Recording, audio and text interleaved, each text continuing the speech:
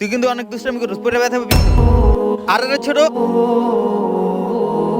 ইমাম সাহেব, আরে আরে ভাই কি সর? ইমাম সাহেব ভাই দুষ্টামি করতে গিয়ে পুরো অজ্ঞান হয়ে গেছে, ওরা একটু তাড়াতাড়ি দেখেন। আচ্ছা ঠিক আছে, তুমি আমার টুপিটা দাও। এ নেন হুজুর।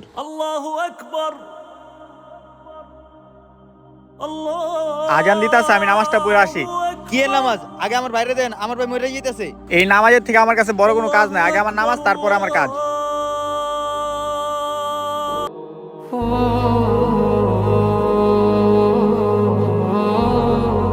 তুমি একটা কাপে পানি নিয়ে আসো। আচ্ছা ঠিক আছে, এই যে ইমাম সাহেব ধরেন। এই পানিটা ওর মুখে ছিটায় দাও, তাহলে ও ভালো হয়ে যাবো।